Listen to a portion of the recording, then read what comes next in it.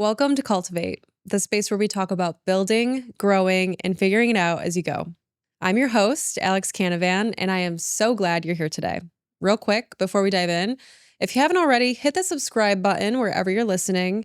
It's free, it takes just 2 seconds, and it genuinely helps this show grow. Supporting the show, whether it's by subscribing, liking our content on social, or leaving us a review, gives me the ability to prove to our sponsors that their investment is well spent and helps me continue doing the work I love. And if you've already done this, thank you. Truly, it means more than you know. So last week, I had the chance to visit Ronald McDonald House, Central New York in person. I walked through the doors, I met the team, and I learned the story.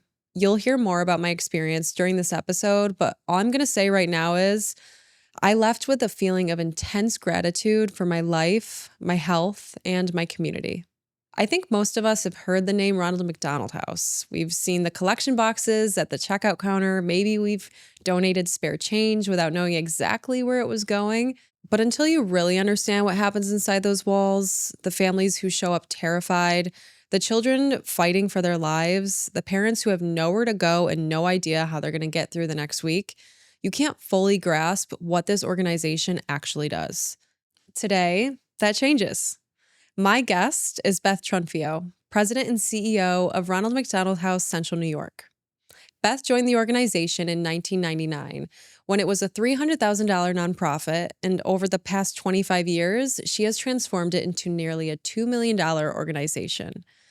She led a $6 million capital campaign to build their current facility, oversaw a major expansion in 2024 that added 6 new family suites, and launched the Hospitality Cart program in 2025 to bring the organization's mission directly into local hospitals. She has nearly 40 years of nonprofit executive leadership experience. She has built high-performing teams, forged deep community partnerships, and dedicated her career to making sure that no family ever has to face a medical crisis alone and far from home. Today, we are talking about Beth's journey, what it actually takes to lead a mission-driven organization for decades, and the incredible story of how Ronald McDonald House Central New York came to be. Because just like the original house founded more than 50 years ago by Dr. Audrey Evans, this one was born from the same spirit. Ordinary people seeing an extraordinary need and refusing to walk away from it. I think this episode will leave you feeling more connected to your community and more inspired to show up for the people around you. All right, let's dive in.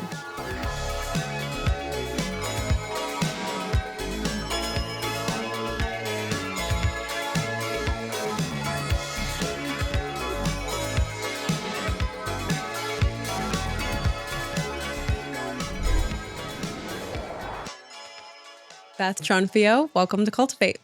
Thanks for having me. So happy to be here. I'm excited you're here. I got the chance to visit the Ronald McDonald House, Central New York, this past Friday. I had never been before, and I was genuinely shocked at how much it actually felt like a home. I wasn't expecting that. I appreciate that. That is what we hope to achieve, is that when people enter those doors, that they feel the same warmth, kindness, compassion, and that they feel comfortable in the setting. And it is a home, and it is a home for so many people, sometimes for just a night and sometimes for months at end. Yeah, and that's the whole point behind the work that you guys are doing, is supporting people and families in one of the most vulnerable places a human can be. But before we get into the nitty-gritty of what exactly you guys do, I would love to know a little bit more about you, Beth. What is life like outside of work? What are your values? And how do you live your life as a woman leader in Central New York? I think family-centered and family-focused is who I am. That's who I am at home. It's what I bring to the Ronald McDonald House every day. I'm a mom of 2. I am a new grandmother. Nice. I'm now a mother-in-law. I'm a wife, I'm a daughter, a sister, a niece, an aunt. All of those things are so much who I am. It is truly everything to me. It sounds like you are a supporter what does it mean to support others? You're supporting so many people in your work, but also at home. What does it take to support others? I think sometimes we are who we are from the time we are brought into this world. And it is the essence of who I am, and perhaps some of it is birth order. Where I land in a family of 7 is number 5. Wow. And I do believe that, and someone said this to me once. In fact, it was the treasurer that I had met when I first started as the organization leader at the Ronald McDonald House. He said, when I became a parent, he said to me, your children are who they are at birth, and you can help mold and shape them. So I would say that, being a supporter is part nature, part nurture, and I welcome that. That's really profound that your doctor said that to you about your children. It's almost as if we have no choice but to accept people for who they are, but understanding that what we say does matter. Our role in people's lives do matter, and we can influence others. Yeah, I think that's really beautifully stated, and something that we should be mindful of, no matter where we are walking in our journey in life or whatever door we open and enter, that it does matter, that we do have an impact on others around us.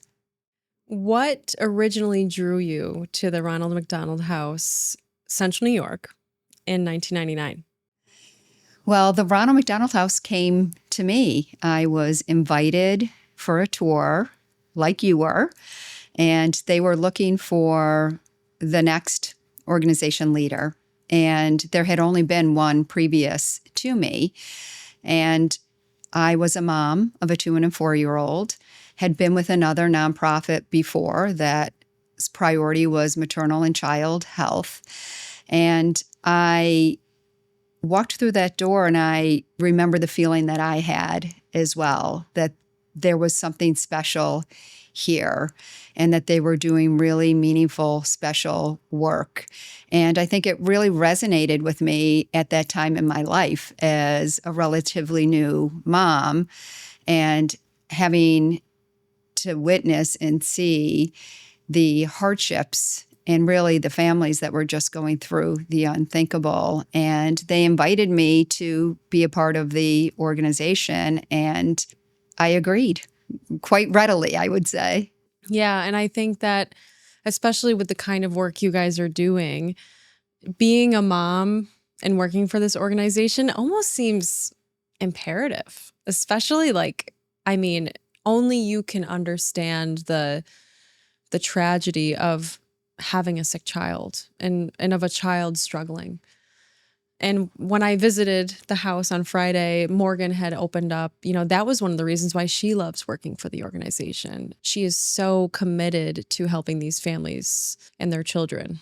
I think we never really know what individuals' experiences are that they bring, to a situation, whether it be their place of employment or, a summit or a conference. And for the women who work with me, and we've had gentlemen as well, they bring with it their own experiences, and everyone's story is a little bit different. And some have started with us before they've become parents and become parents along the way. I do think it changes how you approach the mission. But all of those perspectives are so valued and important. It's kind of the, before you might have some sort of intimate experience, either with illness of a family member, a child, a loved one, or become a parent. All of those perspectives really help fuel the work that we do. And I recognize that now more in hindsight than I did probably early in my experience and journey. So if someone's listening to this right now and they have no idea what exactly the Ronald McDonald House does, tell us about the people you're serving and what exactly it takes and looks like to support those people. We have in our community extraordinary medical care, a Yes, we lot do. of expertise, high level care that is not found in other areas in our region. And families come here to receive that extraordinary care. And when they do, when a child is ill or hospitalized, family stays. They will do whatever it takes to stay. And what we do at the Ronald McDonald House is to remove those barriers to them being with their child. We provide the essential needs that they have: a home cooked meal, a warm, comfortable bed, a place to relax and rejuvenate. We offer hope, help support healing, and support those families. Yeah, I was so impressed when I went on Friday because you hear about this mission, you're like, oh, okay, so they're giving people a place to sleep. Great. That's really important stuff. Good. But I was just, over the moon about all of the little things you are doing for these families. Truly, yeah, you can tell that the team at Ronald McDonald House, Central New York, has spent so much time asking questions, thinking, strategizing. How can we benefit these families and support them in every way possible? To the point of you just think of every little thing that these people might be going through, and it shows. When I was shown the pantry full of food for people to take home with them once their stay is over because they haven't been home in months and they're going to go home to an empty fridge, an empty pantry. You are truly setting these people up to removing all of the discomfort and hardship around the experience of having a sick child. People have said to us, families who have stayed with us have said to us very much the same, that they did not know what to expect when they came, that they did not realize themselves how just the very simple decision of what they were going to eat for breakfast, how difficult that was for them to make in the morning while they were going through this really unthinkable time with their child and with their family.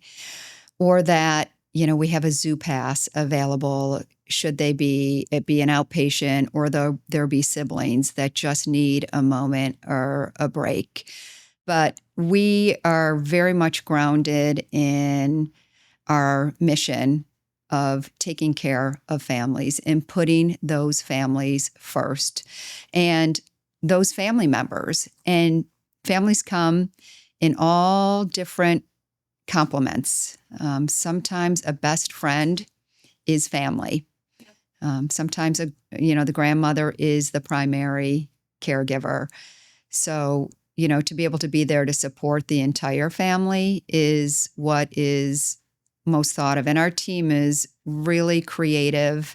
Our board is a volunteer board, is always thinking about how they can help ensure that we have the resources that we need to do the work that we are privileged to be doing. And then, we have volunteers and variety of different staff positions. We have those that are frontline, employees who are there in the evenings and serving dinner and having conversations with the families, to those who are out, pounding the pavement and raising money.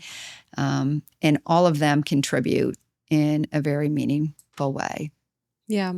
And I love how collaborative you guys are with local companies and organizations too. I didn't realize how many local companies do get involved and volunteer at Ronald McDonald House. I heard that Nave Law Firm's team was just there last week, making some trail mix bags to have available in the kitchen area for your guests.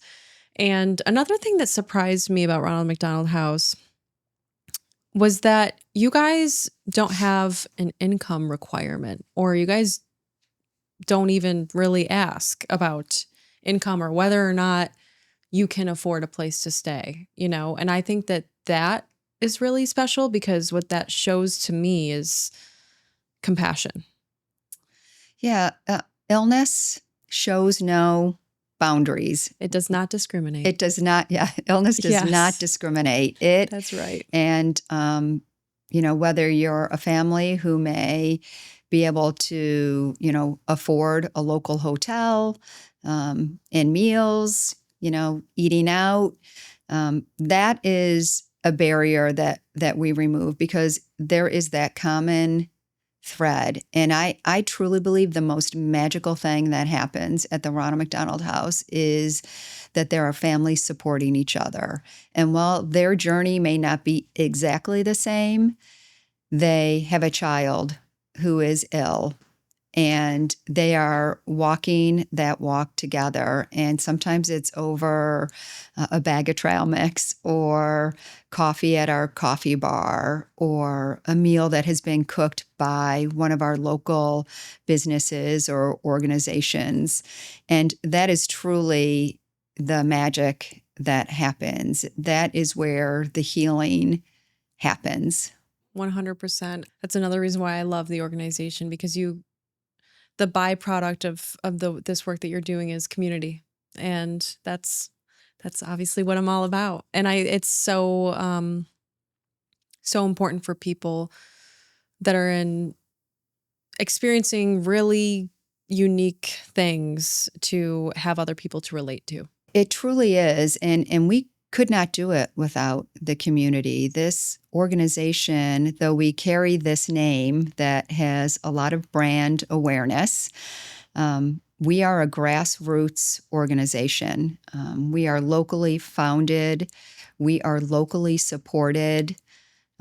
It is the community that responds to wish list drives and offers those snacks that are in the pantry that you saw, that helps us provide the sauce in the going home bags and the juice and the cereal. And that is really the thing that is how our organization, and I know so many in this community, are supported. We have a really extraordinary community.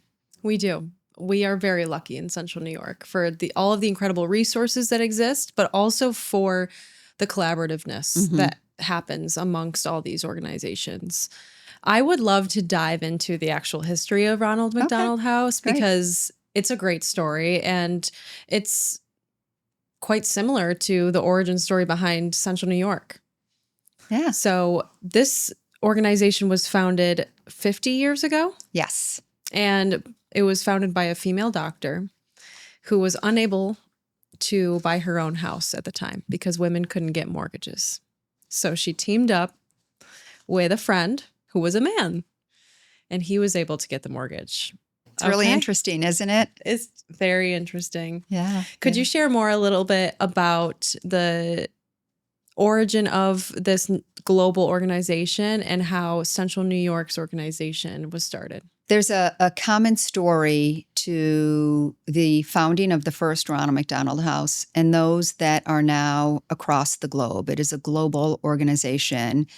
There is a physician who cares deeply about caring for families in pediatrics. There are families who have been impacted by childhood illness, and there are McDonald's owner-operators, local business owners who join together with families and physicians to found Ronald McDonald Houses. And that's how our origin started. We had families who were local families who witnessed other families coming to Syracuse to receive care for their child. And it was the hematology-oncology practice. And parents were sleeping on, very much like the first Ronald McDonald House story, were sleeping in hallways. They were sleeping in their cars. And, as I mentioned, when a child is hospitalized or receiving care, the family stays no matter what. And no matter where they have to lay their head down at night, they are not leaving.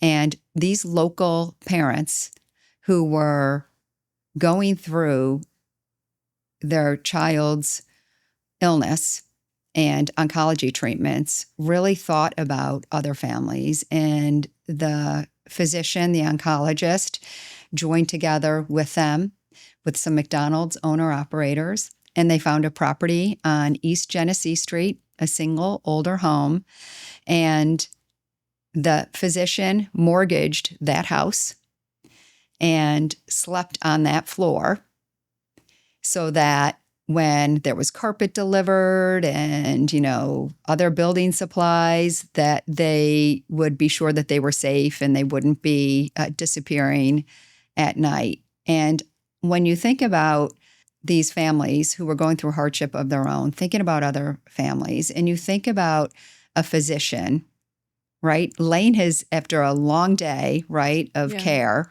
of others, laying down at night, and putting his own family's finances in play, it's just extraordinary. And we really, for me, honoring that legacy has really been the purpose of my role and my leadership with the organization. And since you started at the Ronald McDonald House, Central New York, almost 27 years ago, what is your 27th anniversary, by the way? November. Almost there. Almost there. The organization itself has grown tremendously. I mean, if I'm not mistaken, when you first started out, it was just you and one other person? There were actually two others. One was a community organizer, and the other was a live-in. We had someone who lived on site. Yeah, Really? So there were three very, very distinct roles. Yes. Yes. And how many people are on your team now? So we now have 10 full-time employees, and we have about a dozen other that serve on evenings, overnights, and weekends. We're a 24/7 operation and provide, care and attention during that time, 365 days a year. Well, first of all, congratulations on this growth. Yeah, thank you. I'm sure that there's so much blood, sweat, and tears that have gone into this and growing this. It's not easy to lead a nonprofit organization. You're constantly looking for fundraising. You are constantly trying to do more with less, operate with a small but mighty team. Yeah. What have you learned about growing a business and leading people over these past 27 years? I think for me, it's reminding myself that the Ronald McDonald House and its mission truly made me a leader. I am a leader because of the organization, and that my introduction to the organization was one of the founders really telling me, sitting down and not talking about policy or procedure, but sharing with me the why, the story that I shared, but also why the organization exists and its purpose. And staying grounded in that has really led us through, recognizing the opportunities for growth and for change. And also tuning into the families, right? They lead the way. Their needs lead the way. So it has been incremental.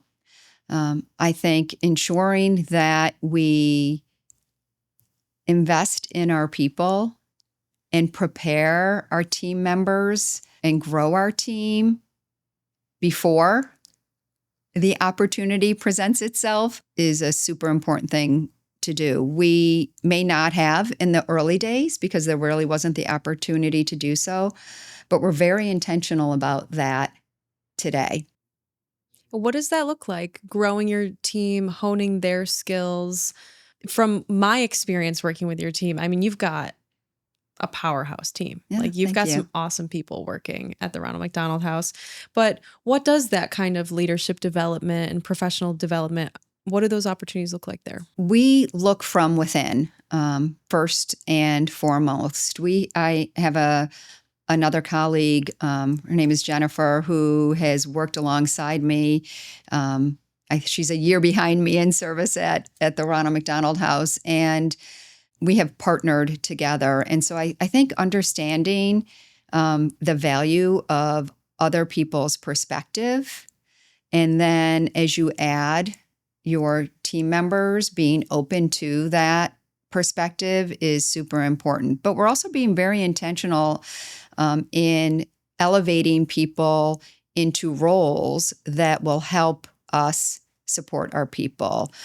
Jen is the VP of Strategy and Philanthropy now, and one of her roles is professional development of our individual team members that is unique to them, but also positions them for opportunity within the organization, or should opportunity come knocking elsewhere, we want them to be the best that they can be. Yeah.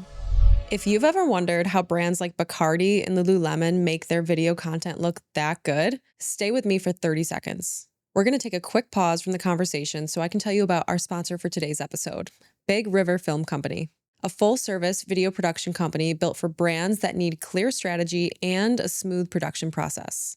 Their tagline is actually video content that connects, and connection is kind of our whole thing here, so you can see why this was a natural fit.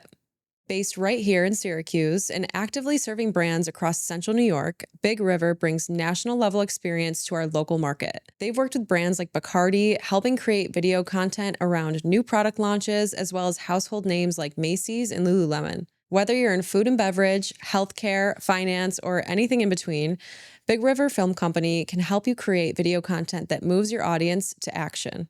If video is on your radar for 2026, these are the people to call. Visit bigriverfilmco.com to explore their work and reach out about your next project. How has your leadership style evolved over the years? I know that you mentioned that this opportunity kind of made you a leader. Were you in a leadership position prior to joining the organization? I was in a leadership position before that a few times in nonprofit. They were organizations that were more directed by the national charity than directed by us locally, by our board of directors and by myself and the team members and volunteers and the founders at the time. So I believe that every decision that I have made or leaned into has been informed by the legacy of this organization and its core mission. Being open to learning, and knowing that you can always learn, right? I have learned from you in sitting in one of your summits, by those that have been presenting at those. I have learned from my colleagues and peers in the Ronald McDonald House system. I have learned from my adult daughter, who has provided perspective on work and life experiences. But I think most importantly for me, ensuring that my colleagues are as content with walking through the door of the Ronald McDonald House every day and doing the work that we do. Everyone does a little bit different, but we have a lot of collaboration. That is what I think for me has been the most important lesson, is to not take that for granted, to understand that we do not lead alone, that we lead with others. Yeah. And even if you are at the top, or in this leadership position, you're supposed to be the one that, by definition of leader, guides everybody else. What you're explaining to me is this sense of staying open. It sounds a lot like curiosity. Yes. And just like almost kind of putting yourself on the same level as everyone. Like, I'm a firm believer that we are all leaders. Every day that you open your eyes and get out of bed, you are leading yourself. It's your job to lead yourself. If you are maybe you don't have a professional title. Maybe you are a stay-at-home mom. You are leading that darn household. You are running an organization. Don't get it twisted. So it's really refreshing to hear you talk about this. You mentioned that you really want your team to enjoy coming to work every day. And I love that. Actually, the person I was sitting down with earlier today, she works in higher education. And that is something she mentioned too, is it's really important that everyone in this institution is happy with their work, likes coming to work, because that bleeds out into the students and they pick up on that. And if they know you're having fun, they're going to have fun learning too. They're going to enjoy their experience here. And I think similarly with an organization that is spending so much time when the faculty or staff is actually spending so much time with the quote unquote customer or the people that you're serving, which you guys are. You guys are like spending probably 8 hours a day seeing people come and go and, hosting these different experiences for these families. I think it's almost even more imperative for the energy to be good and for the vibes to be high with your team. How do you keep your team happy? How do you build on that and protect your company culture? Yeah, we've been doing a lot of work on our company culture. We have employees that are all at different stages of their lives. We just celebrated a 3-year with one of our employees, and she said, "Wow, I'm a lot different at 22 than I am now at 25. There's been a lot that's happened in between," and she's been with us during that time period. And I believe that investing in really their well-being and having a shared understanding of what we are doing and what we are working towards is so important. And then understanding each other, understanding that there's so much to it, right? Understanding that we all have a different recognition language. We all have a different way of, expressing ourselves in a group setting because, a different way of contributing to the team, but it all brings value to the team and to the organization so that people are seen and heard and they feel comfortable and safe expressing their thoughts and their opinions and their ideas, and know that they are valued and heard, and that we care about the person. We care about your family. We care about all of your experiences that you're bringing in to the day. Yeah, and their ideas, right? I mean, one thing I picked up on when I went to visit was just the sheer level of creativity that it must take to have created and to have done and to do everything you guys are doing there. And I am going to just make the assumption that creativity was not a one-man band. It has been a collective effort. I mean, and also it's evident that there's been iterations within the house, and that you guys have listened to these families and what they need. I was told that the gift room used to be a gym. It used to be a fitness center. How about that? Just never got used. And they're like, let's put toys in here. And now it's like one of the coolest rooms in the house. You guys have to keep locked. Well, I think you bring up a good point.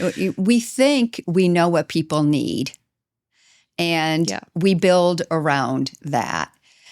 But then as you listen and you pay attention, you understand that you might need to shift, and that drives, right, evolution. You have the creative minds around the table, and sometimes it's a happy accident, but a lot of times it's intentional, and it's because we are listening. The evolution of anything from the fitness room to a gift room that lifts people's spirits, to being in that original house that had no elevator and watching a teenage sister carry her younger brother up 3 flights of stairs who was exhausted from his oncology treatments because he just didn't have the strength.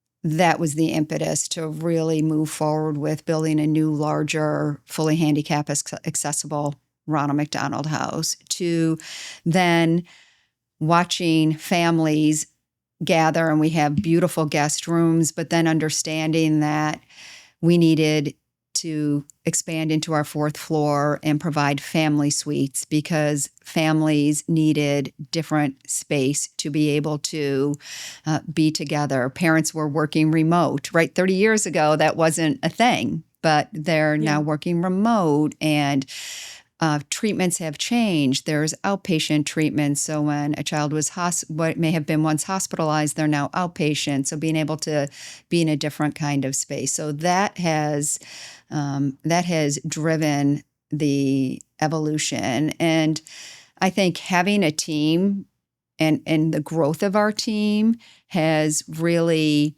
been something that has fueled also that evolution. There was a time truly where the decisions, the choices, the creativity lived with, myself and maybe 1 or 2 other people. Because the team was small. So, having the opportunity to grow a team and grow myself to be able to carry that all. Lead all those people. Yeah, that takes a different level of skill. Yeah.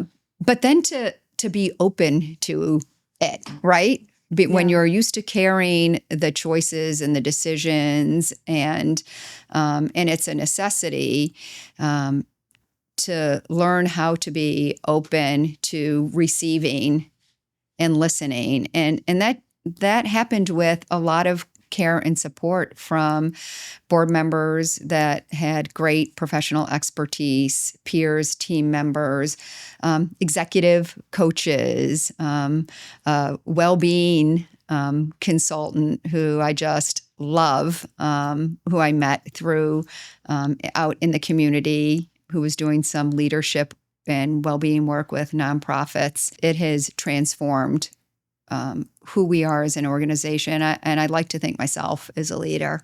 I think that the opportunity to be in the position that you're in and just simply working within this organization has probably taught you almost what to be grateful for. And I say this because when I got the opportunity to visit the house and I went and saw the suites, I realized the importance of privacy.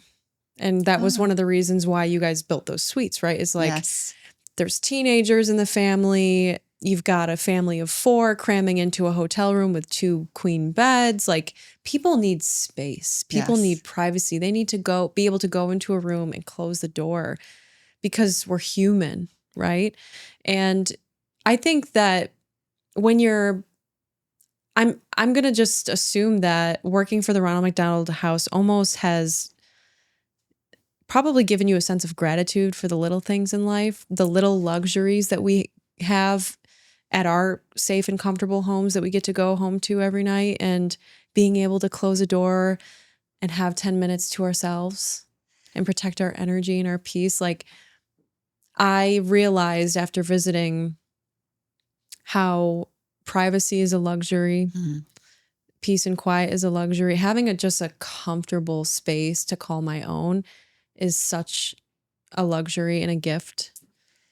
And I'm just curious, like, what are the little things that you have become so much more grateful for after working with the Ronald McDonald House of Central New York? You're right. You don't take anything for granted. You don't take the birth of a healthy child for granted. Those are the obvious, right? That you've have healthy children, that they're playing baseball and running freely in the backyard and riding their bicycles, and they're not missing any school, and they have friends, that you are feeling supported in your life, and you have a safety net, and that the little things aren't the big things, that you have a home cooked meal, that you have snacks available at hand. And for our families, they are going through these unthinkable times, and their needs and what we are learning as their needs are evolving and changing with how our world is changing. We have families experiencing food insecurity. We have families that they do not have a traditional nuclear home, and they're feeling, or anyone to love and care and support them, and they're alone. So it is the little things that help a family feel supported. It's those little things that I'm grateful for every day. Yeah, it's Yeah. it's humbling, and I just remember leaving feeling a true sense of just gratitude for the life that I have, and for just to have a healthy body. I'm not a mother, Mhm. but you're right, to simply have, I think that I know myself, and I think I have high expectations for myself and high standards, and I want to be good. I want to be great. And I've worried that once I become a mother, oh no, what if I become the, just like the drill sergeant parent that has all these rules and all the, expects this crazy level of discipline from my children and doesn't let them be children, because that's kind of how I live my life with myself. That's how I treat myself sometimes. You'll be amazed what happens. Although, I did grow up with a lot of freedom and a lot of, not a lot of structure. And so now the having a lot of discipline and structure actually brings me a lot of peace and joy. Yeah. But, I would assume that it just puts things into perspective, is like, why obsess over what your child is producing, or how well they're doing in school, and whether or not their team won the basketball game, and just be glad your kid can move their body and they get to go to school every day and they're healthy. I'm a little bit internally chuckling because if you were to interview my children and they were on the seat next to me, they might say, something a little bit different, in that a little bit of structure or expectations about, whether it be behavior or how they present themselves, and or the grades they're getting on a test, or showing up on time, and all of those things. So we're all still humans, and far from perfect. And but I do not take for granted the privilege of being a steward of this mission of the Ronald McDonald House, and having the privilege of putting these families first, and being able to collaborate with our volunteers, with team members, with the community, to make life just a little bit easier for them while they're going through the most difficult time and really unthinkable time in a family's life. I am really impressed at how awesome the house is and the work that you guys do, but also the fact that a lot of people would assume, since it's such a recognizable name and it's a global organization, that you guys are just being managed by some big people up there, and you guys are just probably just executing. But this is truly a grassroots organization. You guys are bringing in the funding yourselves. You guys are, thinking, innovating. This is all happening right here in Central New York. Very much grassroots. It is. We are a grassroots organization. We are our own local small business. If you were to put a business hat on, we have the same responsibilities of, fiscal responsibility, funding, resources, hiring our team members, human resources, all of these many, different responsibilities that businesses have. we just apply that to our mission of taking care of these families. And it's really incredible to me that from day one, right, we had a lawyer on the board, we had a managing partner of a CPA firm.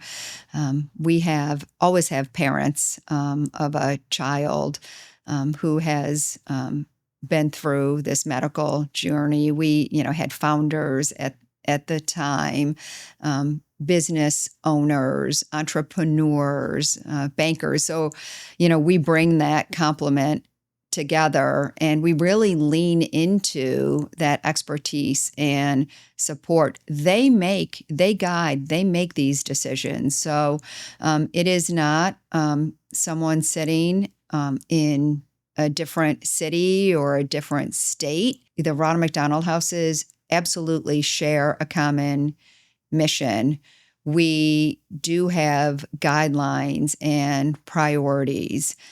We do have the incredible luxury of having the support and the generosity of local McDonald's owners. But truly, how all of that comes together and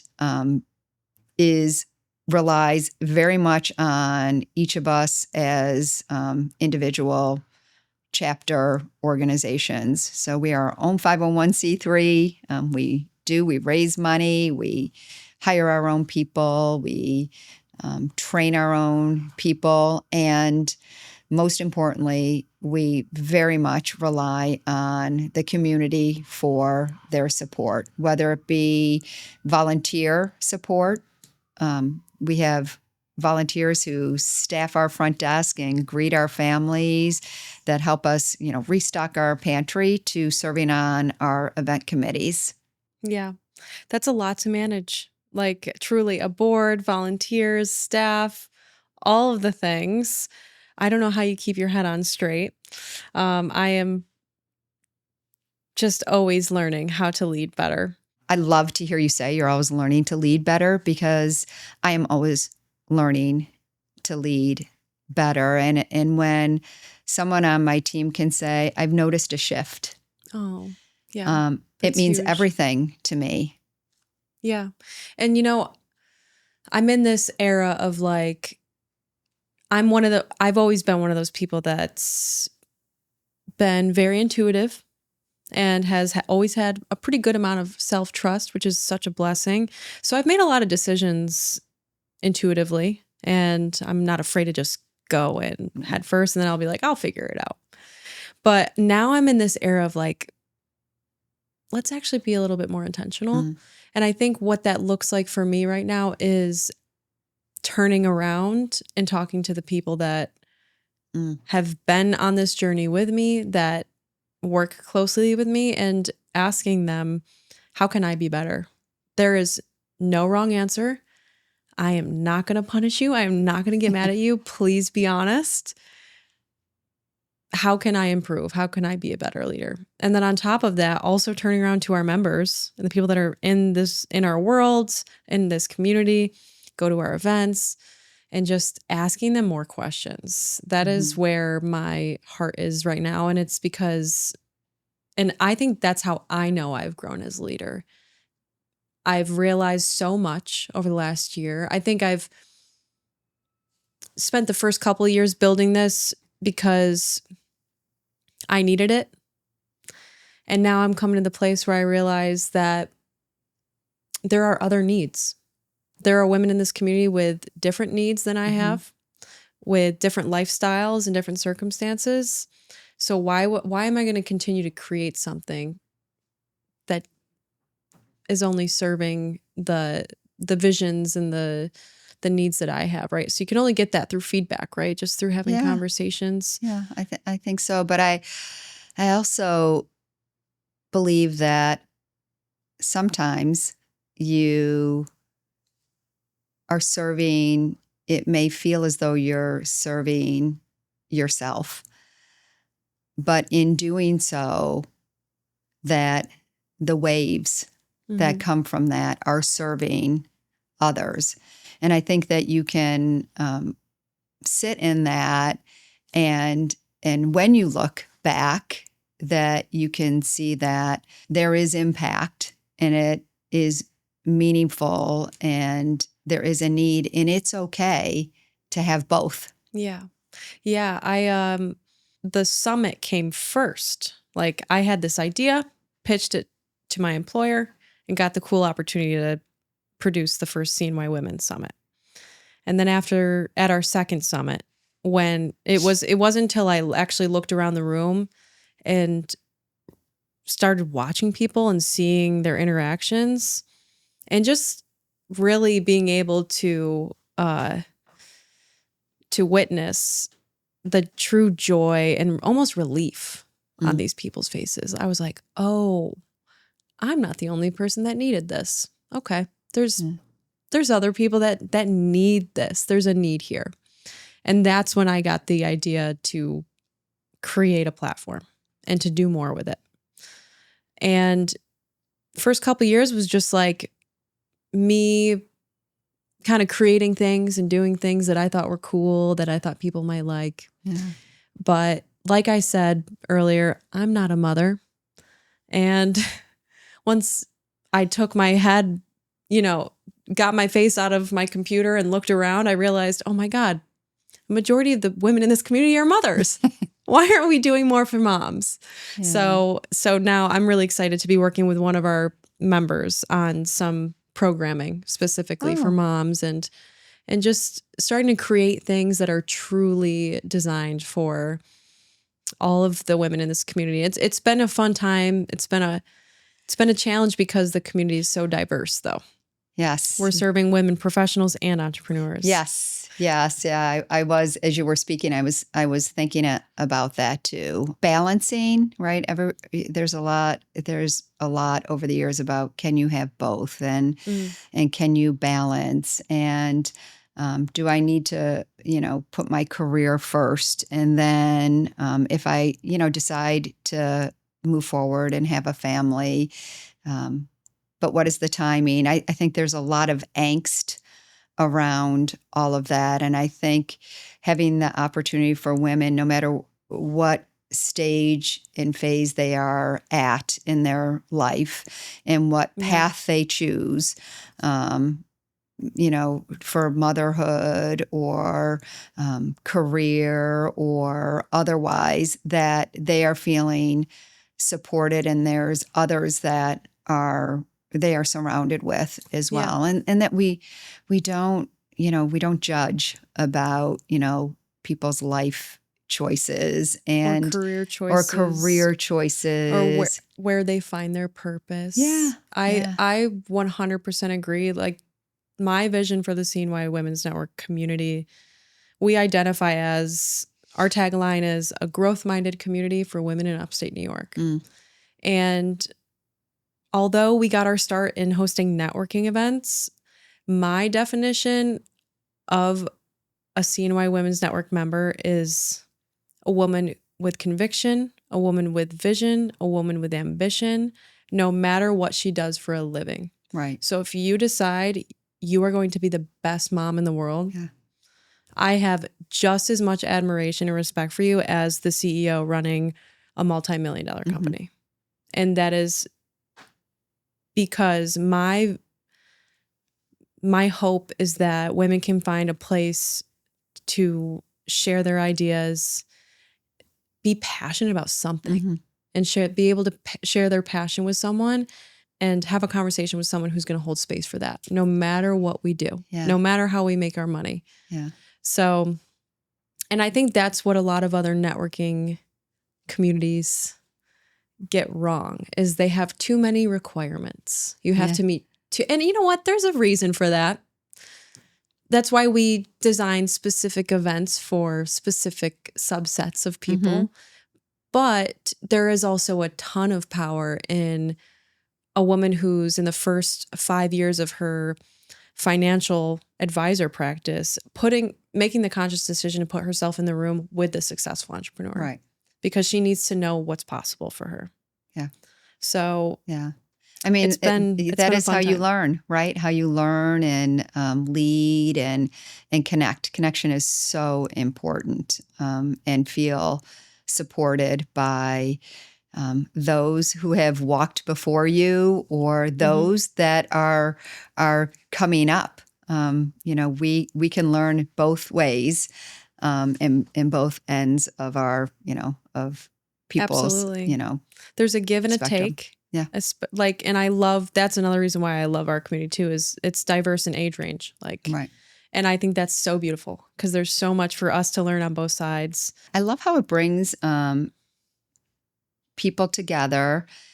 That what I have found is, and I have seen and I have witnessed and experienced people who have met through one of these, one of your, retreats or, coffees or yogas or Yeah. your summit, and see how they're connecting and supporting each other in their work in business. I mean, we have Emily from Nourished with Emily coming and helping us with She's awesome. healthy meals for our families.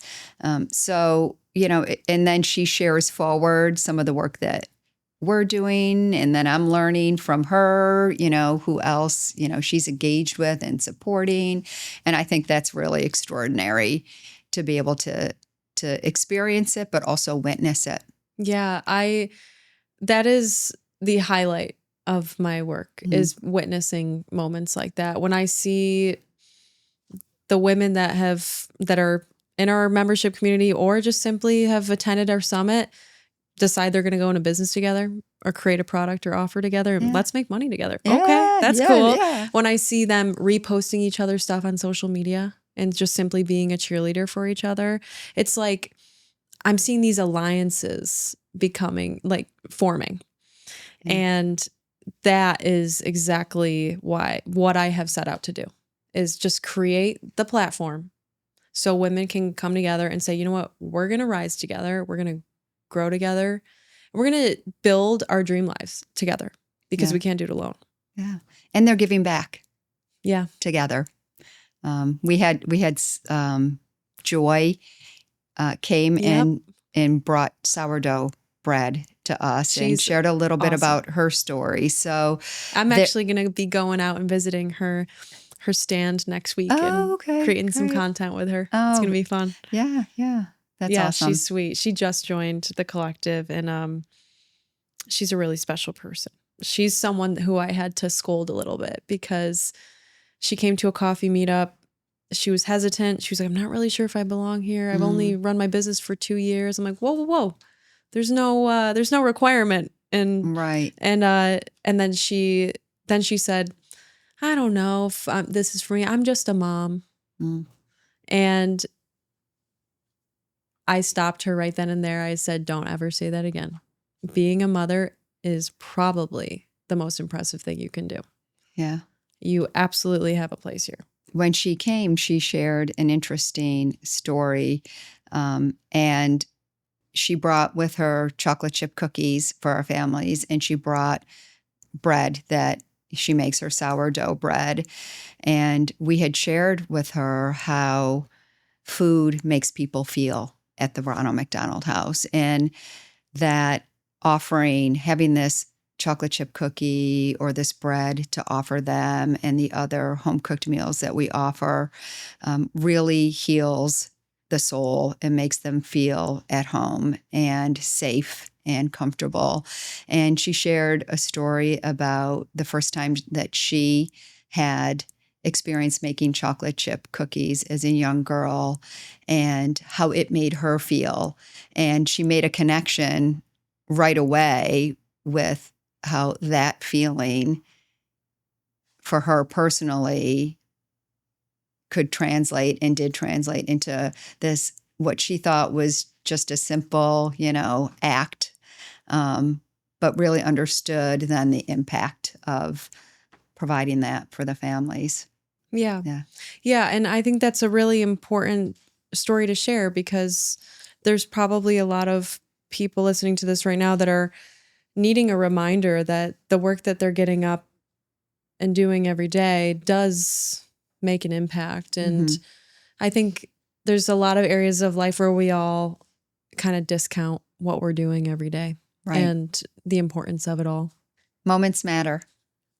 Moments matter. And like I said earlier, I love how collaborative you guys are with local business owners and organizations. It seems like everybody is at the Ronald McDonald House. It's, throughout the week. If someone listening to this wants to get involved, what opportunities do you have for them to volunteer? And what are some of the most fun ways you've seen organizations get involved?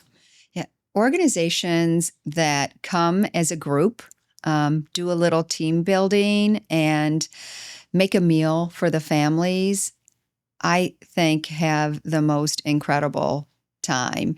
They're working together and they are doing something they might do at home with their own family or individually, and providing this amazing home-cooked meal for a family. And then the families walk through the door and are eagerly awaiting like the finished product and are, truly feeling loved on and cared for. So that, coming in and cooking a meal for our families, amazing. Whether you're an individual with your best friends or with a business or organization, we have volunteer opportunities on a daily basis. We have a lot of student volunteers, college students who volunteer throughout this semester. And, the little things make a big difference, right? Putting a game out or a puzzle for a family to play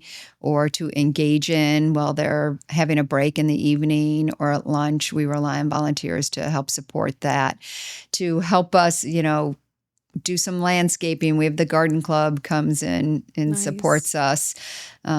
Also, being involved in a way that can help us fund the Ronald McDonald House, do a dress down day or a, blue jeans day or, wear a hat day, and help raise some funds. Attend one of our events. We have our Many Hearts One home event that's coming. We just finished our golf tournament.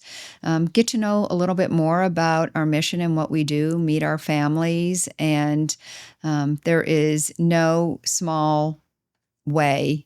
I mean, every way of getting involved is a meaningful, impactful way of getting involved. Yeah, I would love to round up some of our members and help make dinner for a family one night. I think that's an awesome idea. And I will also be attending your event in September. Can you tell us a little bit more about what to expect?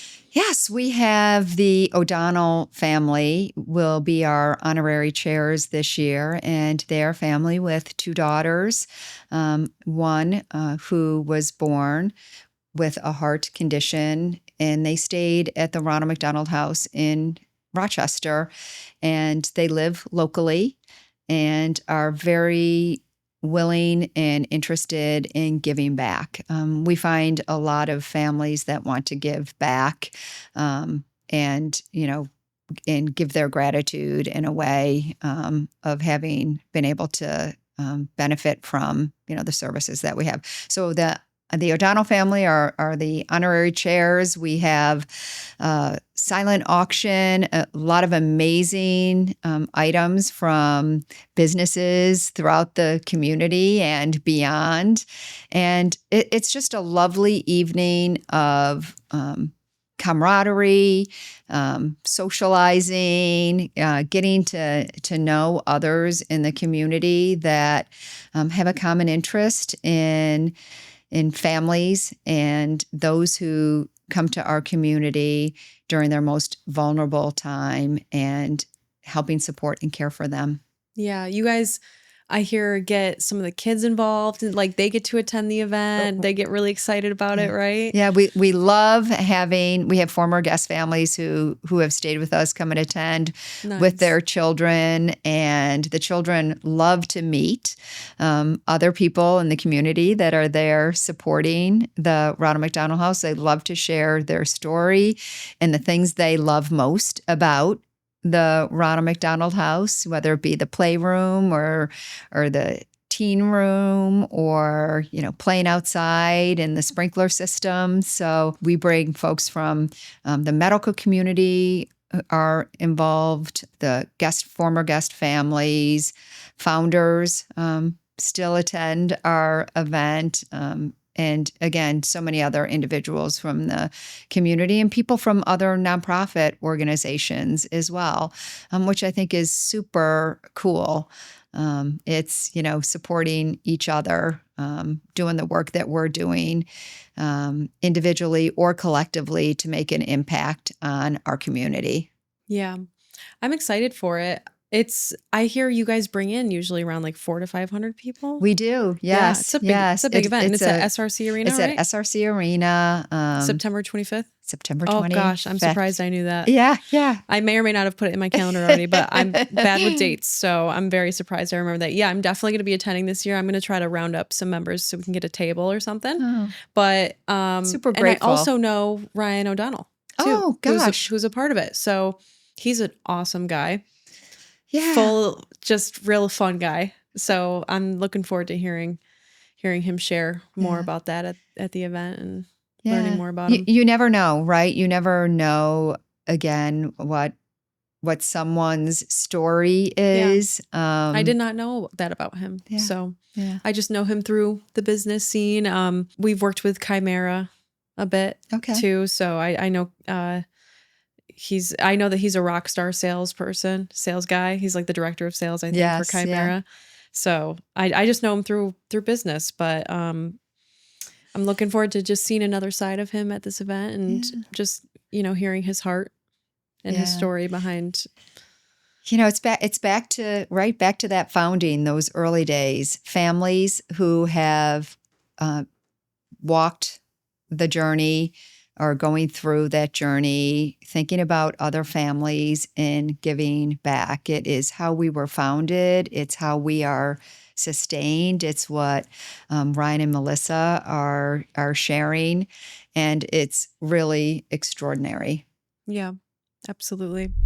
Thank you again for tuning into today's conversation. I just wanted to let you know that Cultivate is now on Substack.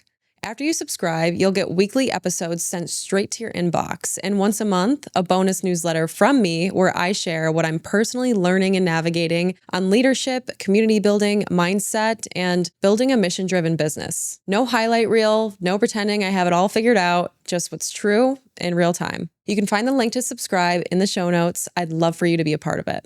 Okay, now back to the conversation. Beth, how can people learn more about the organization and support your guys' work? Are you guys on social? What's your website? Yeah, we are. Be sure to drop it in the show notes too. Yeah, thank you. Yes, we are on Facebook and Instagram, but we have a very robust website. You can visit our website at rmhcmy.org and learn more about our history, learn more about the work we're doing today, learn more about our future and where we're headed. We have a lot of bold ambitions for the years ahead that will continue to be informed by the needs of families and how their care and the medical care of children is evolving. So visit our website and learn more about us and get involved. Give us a call. Yep. Get involved, everybody. I'll be sure to also drop the link in the show notes for your event on September 25th. If anyone wants to attend that, check that out. Beth, my last question for you is this. What is your favorite way to spend a Saturday in Central New York? Oh, my goodness. I will say on or at a lake house with family, really good food, sometimes my Kindle, but I love a little chaos around me. I love it. Well, good thing you're a new grandma, and maybe you'll have more grandbabies soon. There'll be lots of chaos for you to enjoy. That sounds like a Saturday in Central New York. If I've ever heard of one, we're lucky enough to have the beautiful Finger Lakes here. We are. I was lucky enough to spend the 4th on Cayuga Lake myself, and I did not grow up on the lake, but it was lovely, and I definitely understand why people love it. Yeah, it is very, very healing, soothing, Yes. and it brings people together. And that's what I love, bringing people together. Yeah, it sounds like it. Beth, this was an absolute pleasure. I loved Thank getting you. to know more about you as a human being, but also just around the overall growth of the Ronald McDonald House, Central New York. It's like I said earlier, I'm really impressed by what you've done in these 27 years and really look up to you as a woman leader in Central New York. Thank you. And I look up to you as a woman leader in Central New York. Making me blush. Thank you, Beth. You're welcome. All right, guys, that's it for this week's episode. Thank you so much for tuning in to Cultivate CNY. If you enjoyed this conversation, I'd love it if you left us a quick review and made sure you're subscribed so you never miss an episode. And if something in today's discussion resonated with you, please share it, whether it's on social media or directly with a friend. You never know how hearing this conversation might be exactly what someone needs right now. And I love to hear your feedback. I love to hear your thoughts. So please be sure to tag us on social media if you do share there.